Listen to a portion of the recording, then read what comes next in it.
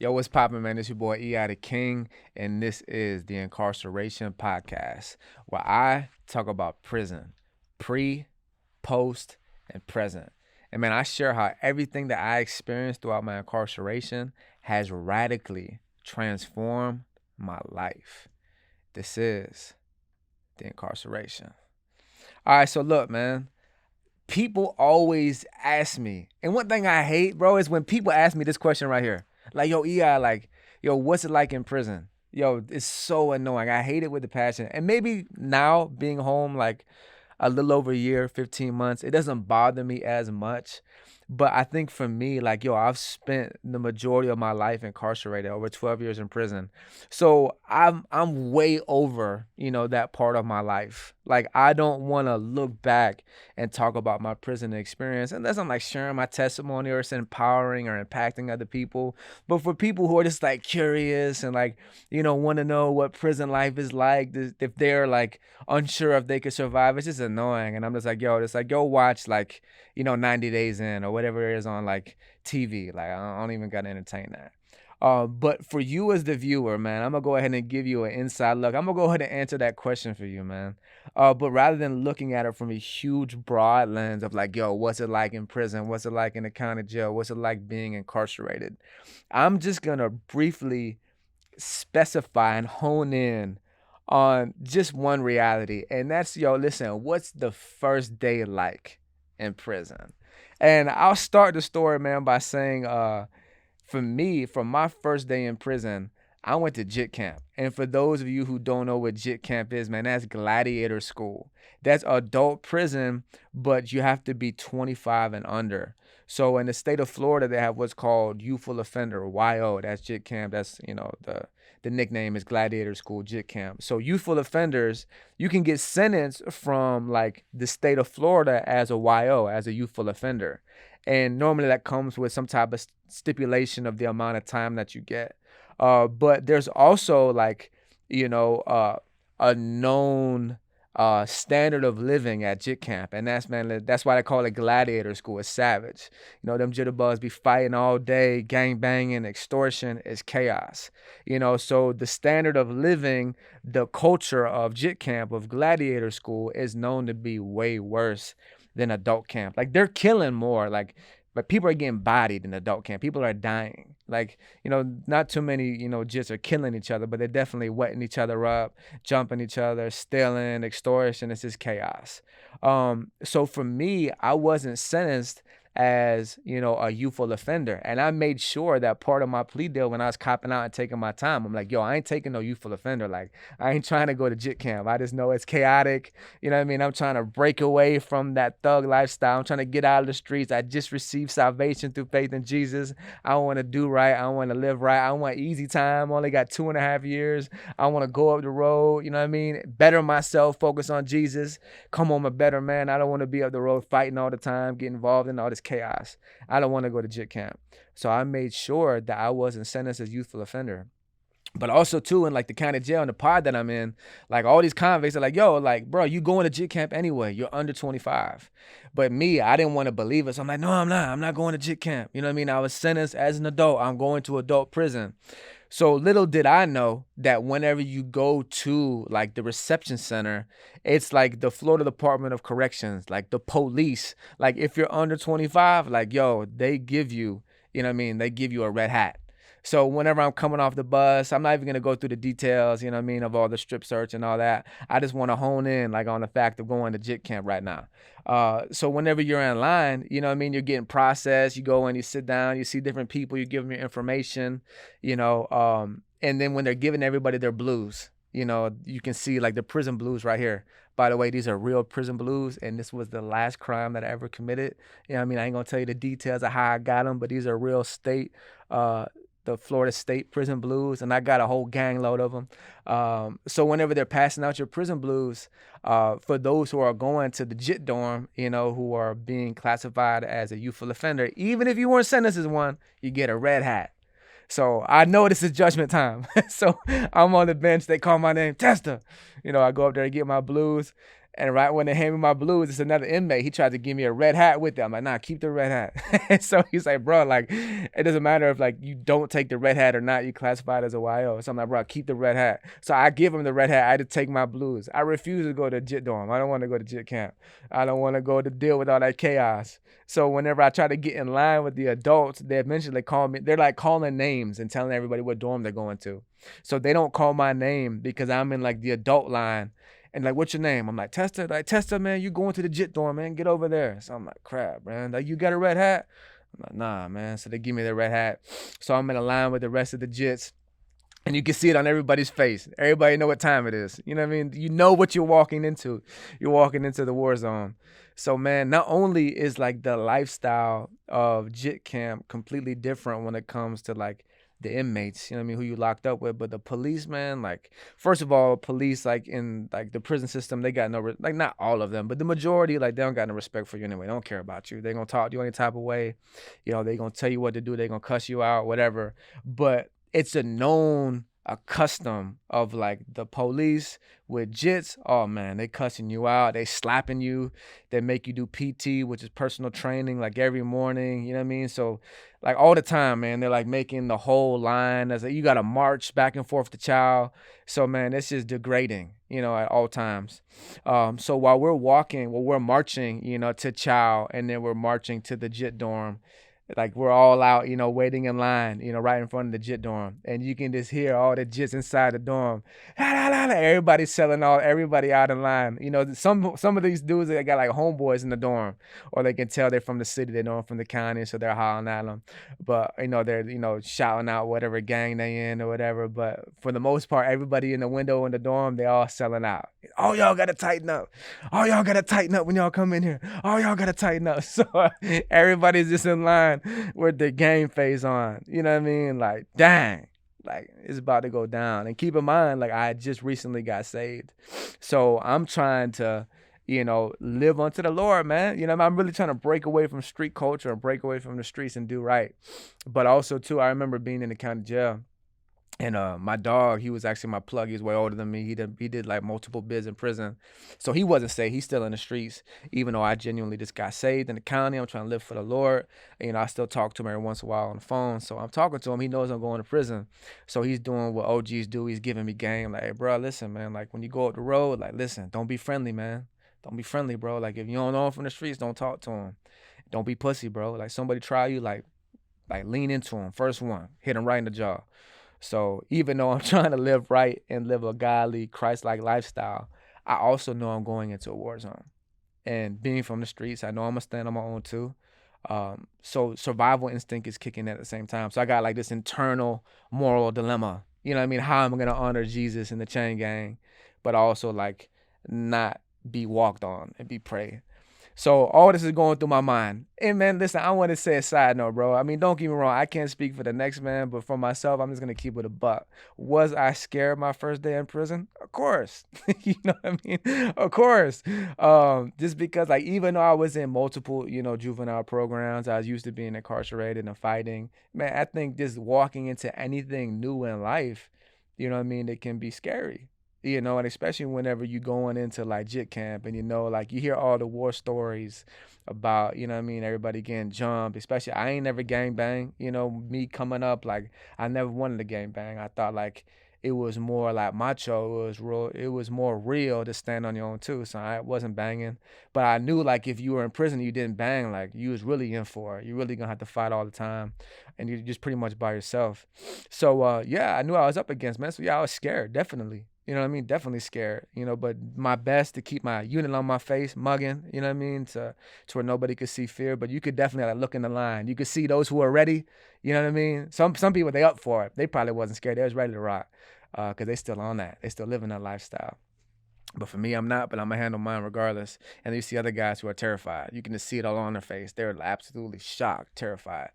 So I remember whenever I went into the bay, you know, they got 3 bays, you know what I mean? So it was a big dorm, and, you know, in the dorm, they got 3 different wings. They got like bay 1, bay 2, and bay 3, and each bay is based upon age. You know what I mean? They got like 18 and under, they got like, you know, 19 to 21, they got like 21 to 25. So I'm only 18, but like all the bays are full, and they don't go based upon age anyway. They'll just put you wherever. So I go like in bay 3, which is like the where the biggest jits are, like the grown jits, 21 to 25.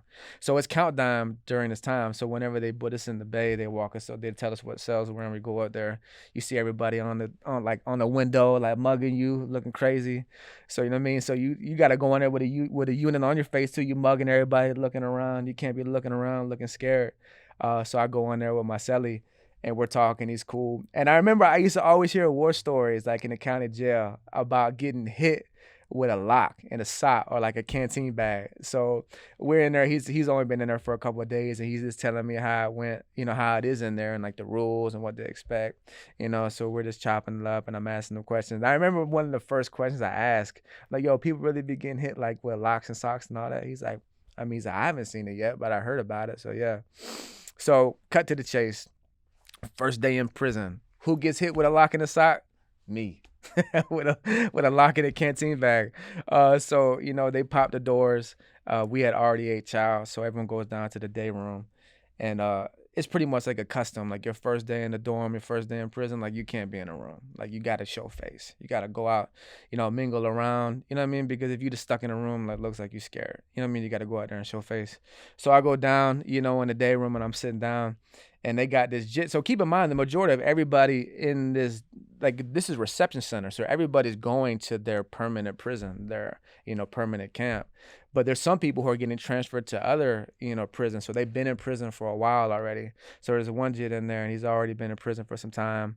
I think maybe a year or so. So he's like bay checking the dorm. He like got the TV off, and, he's walking around raving and ranting, screaming, just yelling at people. He just calling everybody out. He just bay checking the dorm, just flexing his nuts, just because he was at Brevard, which is like the worst prison in the state of Florida for JITs at that time. And I forget what he's, hooting and hollering about, but he just bay checking the dorm is like shut the TV off, and he's addressing the whole dorm, just like selling out. He's gang affiliated, so him and all his brothers got everybody like on silent. So in my mind, I'm sitting down on the bench. Everybody's listening to this dude raving and ranting. Most of the people are scared, you know what I mean? They haven't been in prison at all, so like, what's going on? So in my mind, I'm like, this is the dude that's gonna try me. So in my mind, I already made up, I'm gonna lean into this dude if he tries me. I'm gonna knock him out. And he's way bigger than me. I'm only, like, this time I was 18, I'm probably only like 5'6". I mean, maybe like 125. Small, skinny white boy. But, I'm from the streets. That's so dope. I fought my whole life. Super aggressive. I used to love to fight. Keep in mind, I want to live right for Jesus. I want to honor Christ in my life now. I'm a young baby Christian, but I'm still in survival mode. So in my mind, I'm like, yo, he tries me, I'm taking off on him. So I'm like, in my mind, I'm like, try me. I'm just waiting for, I'm like, in my mind, I know he's going to try me. So anyways, he's raving and ranting, yelling at everybody. He doesn't try me. He goes back, I guess, to the bench and sits down. But I guess he sends one of his hitters, he sends one of his homies at me. And his homie's at my size because he was way bigger than me. So his homie pulls up on me when I'm sitting on the bench, and he's standing up over me. He's like, hey, just slide. So I didn't know he meant like slide by like, break off in the room and fight. I thought he meant like slide over on the bench to sit down. So I'm like, all right. So I scoot over so he could sit down. He's like, nah, Jit, like tighten up. So I don't even know what tighten up means. He wants to fight. So I guess I'm just like blown with how he's approaching me. So I'm like, man, what you mean? And he said, man, fight, man. Fight, Jit. Fight. You and me. So I'm like, yeah. So I don't even think about it. I just get up and I just take off on him. I punch him square in the jaw, drop him. So now I drop him. Now I'm the one that's up, hooting and hollering. I'm like, who want to try me? So I'm screaming, cussing, fighting. And I don't know that, like, that's a prison no-no. That's like crashing out. You don't ever like fight in the open day room to where like police can see you. You know what I mean? So in my mind, I don't know this because I'm green. I'm thinking I did the right thing because the first person who tried me, I took off on him. So I drop him immediately. I lean in, I'm drop him. So I'm like, I don't care, man. I'm about that. So I'm the one up, yelling and cussing. So I guess when they pull his homie back, he gets up. So I'm like, what's up? You want to fight? Just get it. This fight, just get it. So I guess when they pulled him back, they handed him a lock in a canteen bag, and I didn't see it. So I'm like, just run it, man. You want to fight? Come on, just run it. So I didn't see him hand him a lock in a canteen bag. So when I square up with him in the middle of the day room, he pulls out this lock in a canteen bag. He flings it. I weave it. He comes back down again. I put my hands up, hit my hand, hit him again. Police come running out. They slam us both on our way to confinement. So my first day in prison, and keep in mind, let me clarify, that was not the proper prison convict approach of conflict. That's officially known as like crashing. Like crashing is known as like fighting openly. Like in prison, it's like a no-no to fight openly. You fight in a cell, you know what I mean? You fight in the cut, you fight in the bathroom, you fight away from the police so the police can see you. The only time people crash out is one of two reasons. One, they're checking in. Like checking in means like they want to go to confinement. They're trying to get off the compound. You know what I mean? They're scared from the beef or whatever. They're just trying to get from around here. They're trying to get out of the dorm. So they'll fight openly because that's more of a manly thing to do than go to the police and be like, yo, I'm scared. Like I want to check in. Check in means I want to check into protective custody. So like an alternative from checking in, because nobody's gonna check in unless like you really like scary or weak, or you really just doing the right thing and you're in fear for your life, whatever. Like the manly, I guess, gangster way of checking in is just fighting openly. You know what I mean? And normally like people are like, man, that's a crash out move, man. You crashing? Why you crashing? You checking in?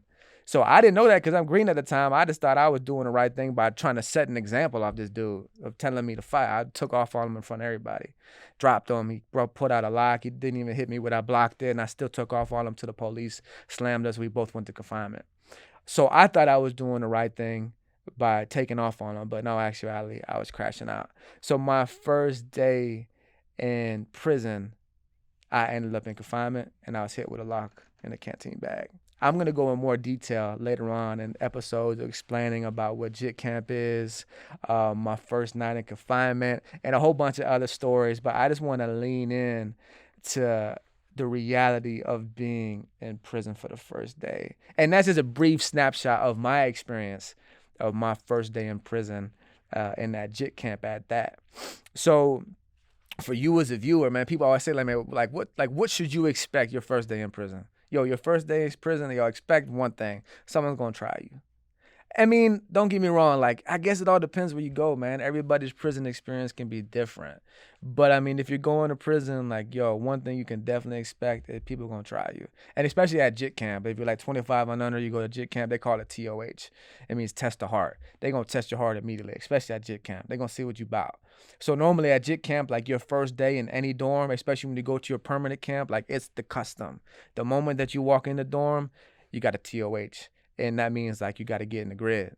You know what I mean? I don't care who you is, what set you on, like who you banging with, like whatever. If you a neutron, you don't bang at all. It means you're not affiliated. You know what I mean? You're neutral. It means you don't gang bang. Like it doesn't matter who you are. You come in that dorm like you got to fight. And that's normally like 90% of the time what happens is TOH. So if you're going to prison, your first day or just especially like right at the beginning, your first week, what to expect is know that someone's gonna try you. Someone's gonna TOH you. That's JIT camp, like TOH. But for the most part, even at adult camp, I don't know. I guess it depends, man. At adult camp, it depends where you go at and what dorm you go into, how you conduct yourself as a man. Normally, adult prison, even though it can be more violent when it comes to death and stabbings, like yo, they're not just trying to fight you like in adult prison. That's where I did the majority of my time was adult prison. I was just talking about my first day, which was JIT camp for my first bid. It can be less, I would say, disrespectful, less blatantly disrespectful, because JIT camp, man, they're at your head. But even at adult prison, man, people are gonna see where you at, and they're gonna see how you conduct yourself as a man. So just expect disrespect, and you gotta, just let it be known that you're not gonna let anybody walk on you.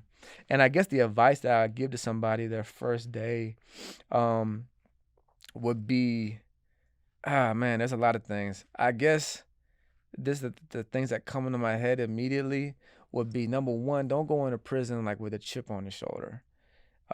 Even if you are like, if you gangster and if you really about that life, like still don't even like. Some people go into prison. I don't care if they about that on the street and they got bodies or whatever. Like if they go into prison acting like they that, like someone gonna test that. You know what I mean? Especially sometimes you see it with a lot of these young hothead jits, and they'll go to adult camp and they go on a dorm and they acting like they the baddest guy in the dorm, and they may be on the streets and they got bodies and have done a lot of bad things, but little do they know that that guy right across the hall, he's been in prison for 40 years. Super humble, super quiet, But if you touch his TV during the soaps, he gonna put a knife in your neck. You know what I mean? Or there's little things like that. So I would say number one, like the advice that I give to somebody going to prison is be respectful.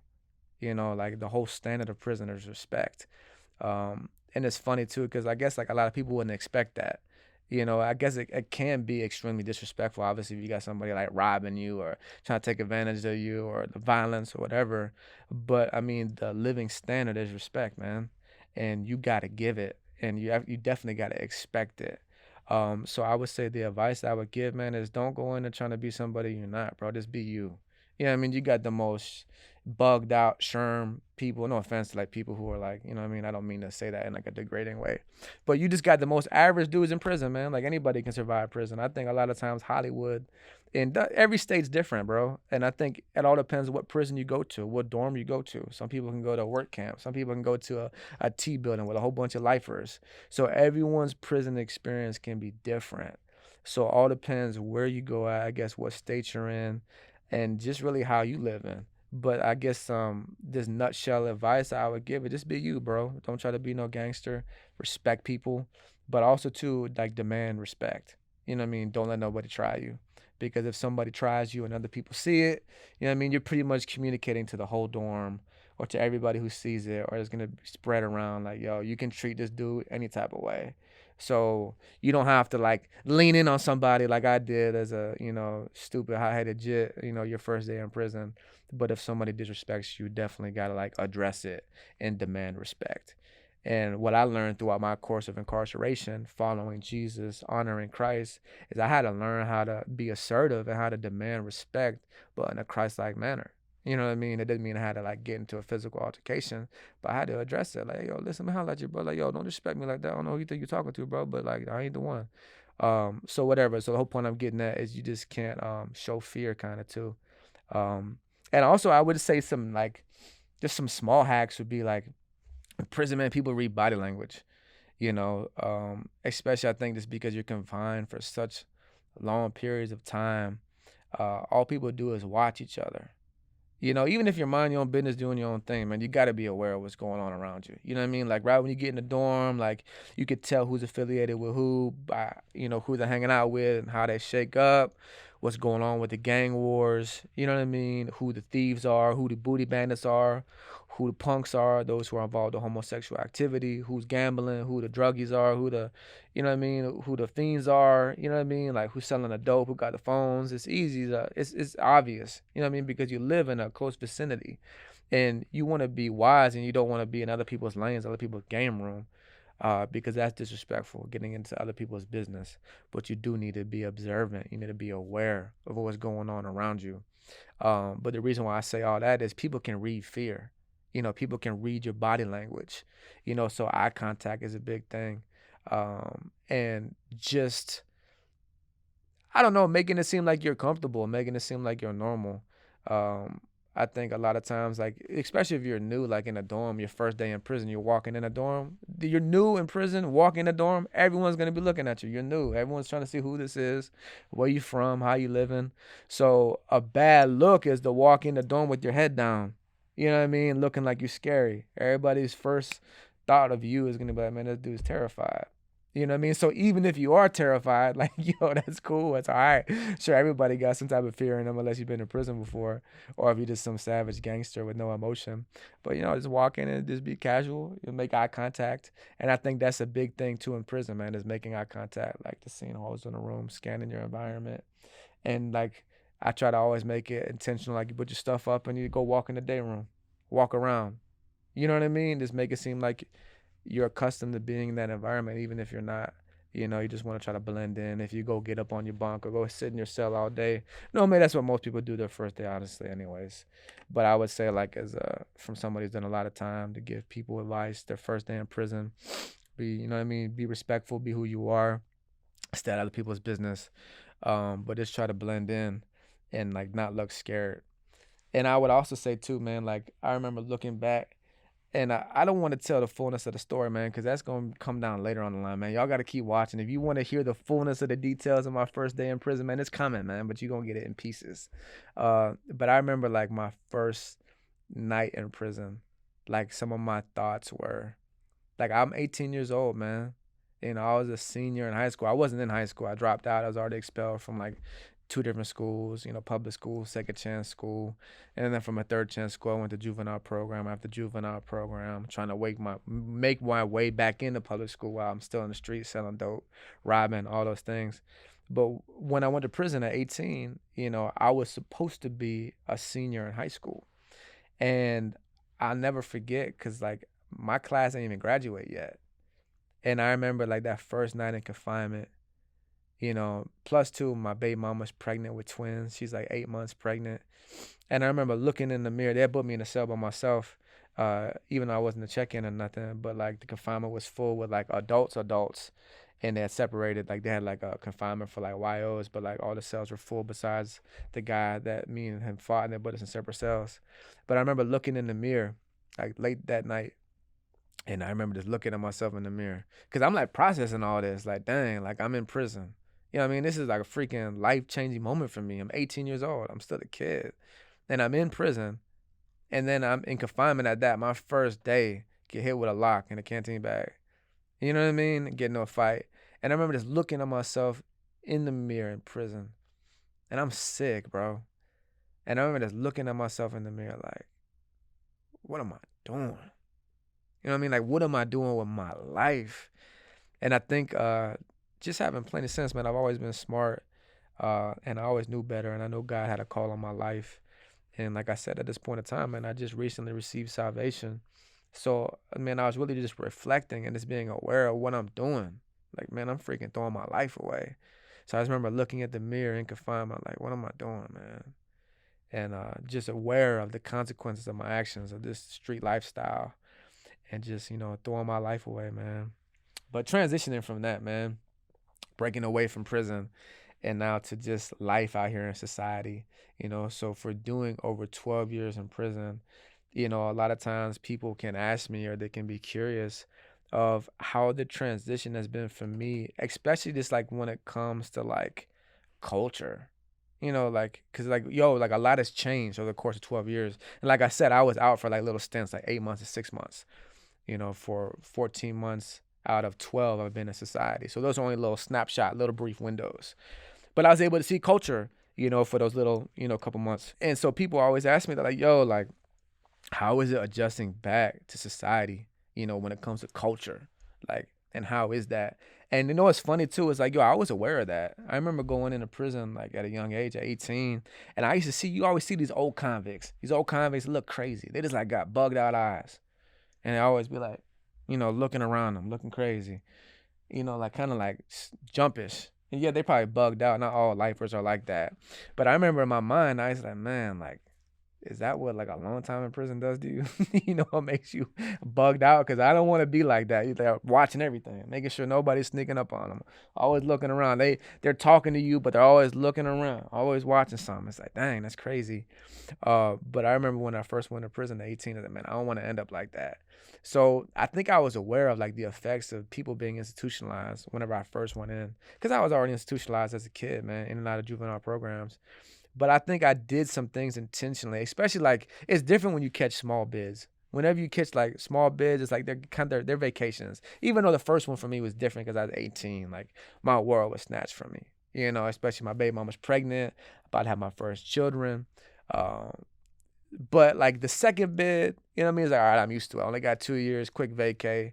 But then when I got hit with my third bid, that was like a 9 piece, 8 years, 11 months. So that was a stretch. So it's like I had to approach that bid differently because I knew I was going to be gone for a long time. And one of the things I did intentionally every single day, man, without fail, pretty much, you know, like religiously, you know, every day I did two things. And that was, you know, like when it comes to culture and when it comes to keeping up with society, that was watching the world news, sometimes the local news. Local news, like especially in North Florida, be boring. Unless like you're at a good prison, like in the city, you know, then local news be straight. But I watch the world news, and then I always watch TMZ right after. And I did that for two reasons. Number one is because being incarcerated, separated from society, separate from the culture, man, you can get lost in prison, man, because you really only worried about like when we go in the yard, when's the menu changing, especially when you got a lot of time, bro. You really ain't even stunting mail. You're not really stunting the phone. You're not really stunting visitation, unless you got people riding out for you. You kind of focus on like you and like what's going on around you. So it's easy to get caught up in prison and just the whole prison world. Like that's your little like that's literally your world. So you can like be out of the loop when it comes to society and even the news and politics. So unless you're intentional with keeping up with it. So I had to be intentional with watching the news every day. Just so I could be aware of what's going on in the world.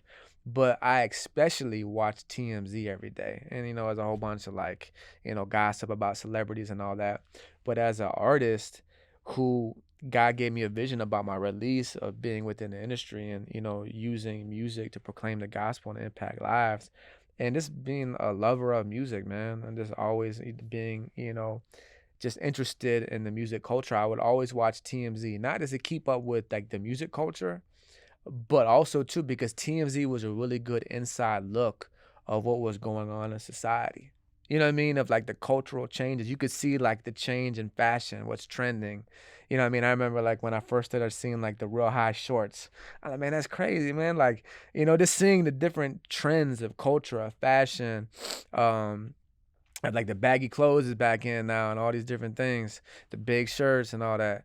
And especially too, like when I get on the phone with my homies sometimes, I could just hear like the lingo or the vernacular or, I just intentionally ask them about like what music's popping, I just ask them about cultural things. And especially when someone new comes in the dorm or like someone who comes into prison who just came off the streets.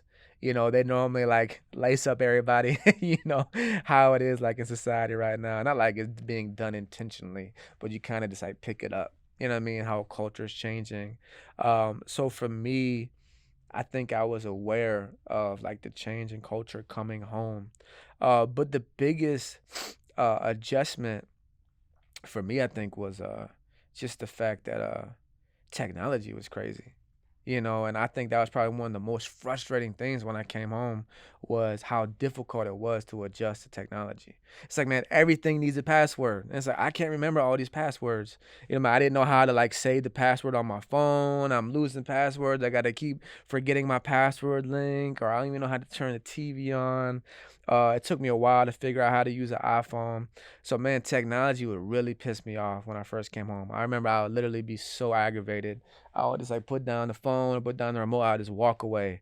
And especially if I have nobody around me to show me how to do it, man, it was super frustrating. So technology was definitely different, man.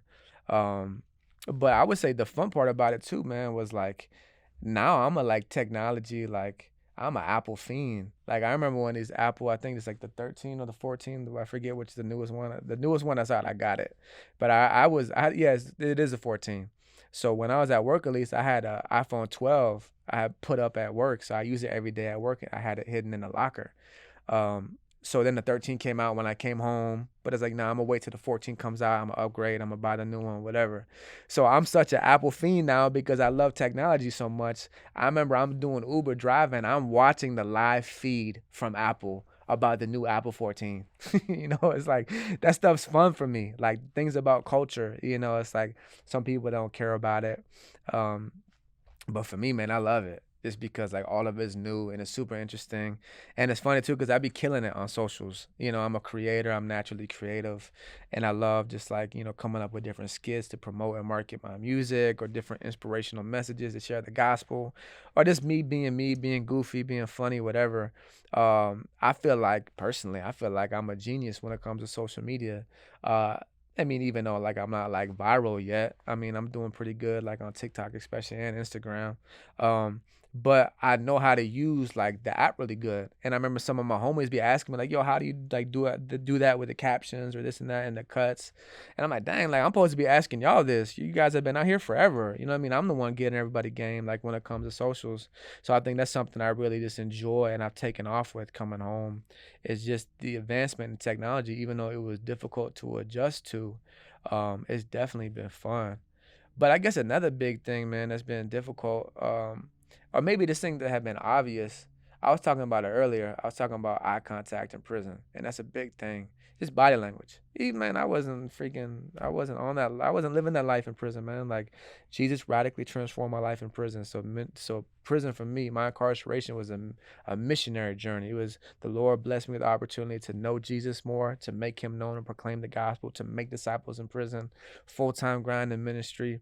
But at the same time, though, you're in a hostile, violent atmosphere and environment. You gotta be assertive. You kind of gotta be just on point, and not like where I was aggressive. I was still a very humble dude, but you can't let people try you. And also too, you got to know your environment. You know what I mean? I think just the culture of prison. You know what I mean? You naturally adopt body language that can be like, I wouldn't say aggressive, um, but you can't be passive. So I remember like in prison, like I know in prison, like it's a big thing about eye contact, especially when you come into a dorm or new places or new people. Always make eye contact. If you're looking away or looking down, you know, it can be like interpreted as fear.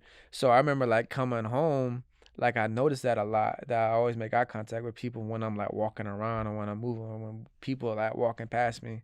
And it's not like you're sizing them up, but I guess it kind of is that in prison. Not like to where I'm like looking for conflict or looking for trouble, but you kind of got to match that like cultural like way of living, you know what I mean? To show that you're not like, scary or whatever. You're just being observant and aware too. But I realized like coming home, like, yo, people don't move like that out here. If anything, people aren't even looking at you. You know what I mean? People are their own lane doing their own thing. And I realized that like I'm walking around here like I feel like not like I'm sizing people, but I'm like making eye contact. It's like still in survival, hostile mode. It's like nah, everybody's doing their own thing. No one's even worried about you or me or their body language or your eye contact and all that. So I think that was something funny that I began to realize coming home. It's like dang, that's me being institutionalized, and I kind of had to adjust to that transition in society and in culture. And then also too, man. I always share this about disrespect, in prison, as I've already said multiple times, and I always say it, the biggest standard of living in prison is respect. And one of the biggest changes in society and culture coming home, I noticed, was disrespect.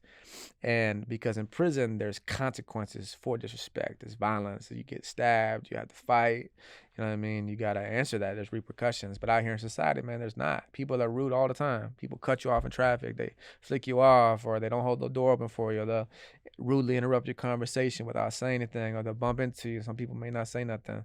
Um, so I remember like going to work release, which was a huge benefit and blessing, helping me transition back into society. For those who don't know what work release is when you're still incarcerated on your prison sentence, but you have low custody to help you prepare for full release. They transition you to like an abandoned hotel. It's still ran by prison guards, but they allow you to leave, to go to work and come straight back. You got an ankle monitor on, you got a GPS unit on you, they track you, and they take 50% of your check.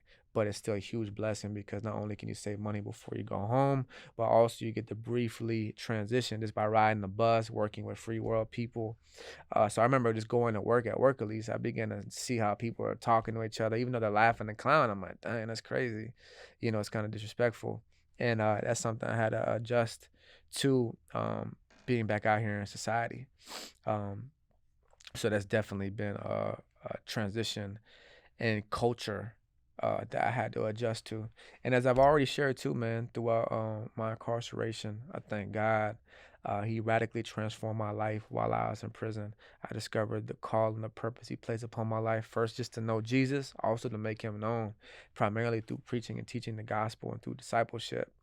And ministry in prison was beautiful, man. But the transition home into ministry it's beautiful too, man. I definitely salute everything God's doing out here in society and all throughout the world. He's moving everywhere. But the transition has been difficult too in ministry.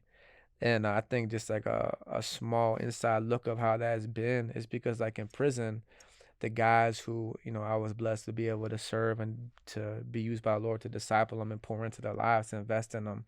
Like they lived in the dorm with me or they lived on the pound with me. Unless like we get transferred, we end up at different prisons.